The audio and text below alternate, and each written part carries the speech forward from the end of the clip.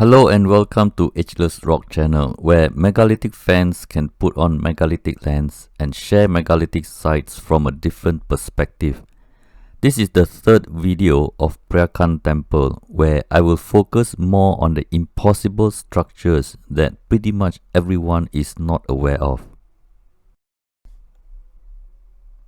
From a satellite view, you can roughly see the third enclosure is about 220 meters long and 175 meters wide.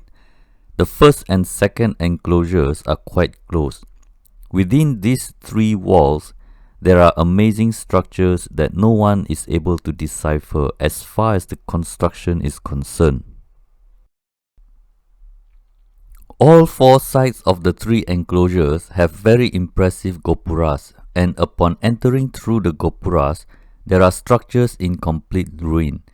It feels like you are entering a portal to another world, and it is hard to imagine who actually lived here. Upon entering the West Gopura, you will be greeted by a structure dedicated to Vishnu. Upon entering the North Gopura, you will be greeted by a structure dedicated to Shiva. The East Gopura is considered the main entrance, and the famous Hall of Dancers awaits you. The south structure is not known to be anything unique and is a general temple. As you enter through the passage from the Gopura towards the center, the doorway gets smaller and smaller as you approach the middle of the entire structure, which is offset towards the west. At the center of this entire structure is a stupa. With this stupa, we call this a Buddhist temple, but bear in mind it also has yoni lingas and Hindu gods.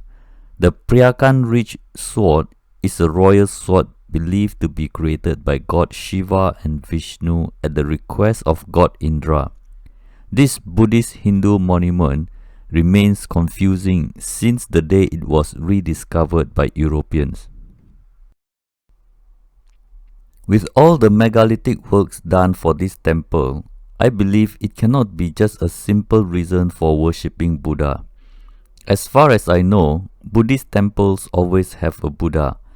For now, it looks like a powerhouse where you can beam energy through the open roof, and the purpose of this structure remains debatable.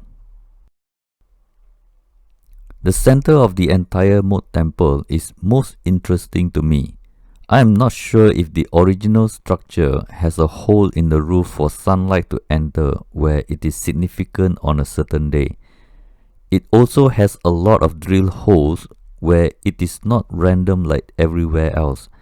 They are noticeably in straight line in vertical direction.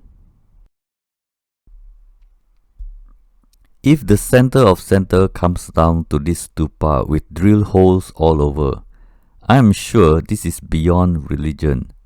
There is something that we are missing out because our feeble mind cannot comprehend the reality which involves beings from another dimension. If you are religious and believe in angels and demons, I don't see why beings from another dimension is far-fetched. If chisels and hammers were the way it was done 1 millennia ago, then cornerstones should be stacked with two rectangular stones instead of one piece that curves at 90-degree angle. This is an illogical way to have two walls that meet at a corner.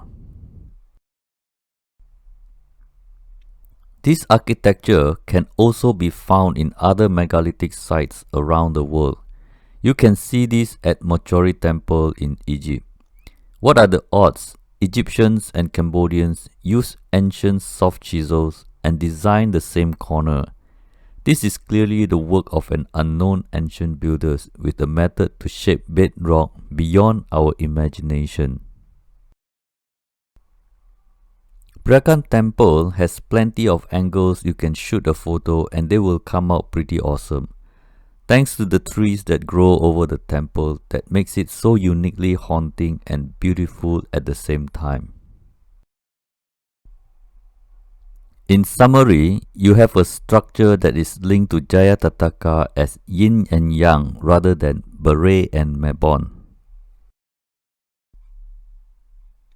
You have the Preah Khan Ridge, the royal sacred sword, with the same history and significance as the legendary sword of Charlemagne.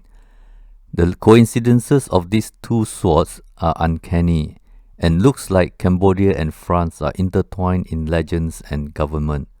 Cambodia became a protectorate of France from 1863 to 1953. You have an architectural design so colossal that we have no idea how it was done and what is the purpose of the structure within the four enclosures. You have extremely ridiculous and impossible stonemasonry that ancient Cambodians couldn't have done it. My logic is that if they can do that 1,000 years ago with ancient soft chisels, the palaces and houses of the rich and noble people will be made of polygonal stones, and they will be all over Cambodia. We have plenty of stone structures that we have no clue how it was done and how it got there. We only assume the population is big and everyone is very hardworking and obsessed with masonry. With all these questions with no answer at Preah Khan Temple, I think we have no choice but to revisit our history from another perspective. Well, that's all for Preah Khan Temple. Hope you enjoy my 3 videos of Preah Khan Temple and have a wonderful day. This is Bernie Ong signing out. Lehai.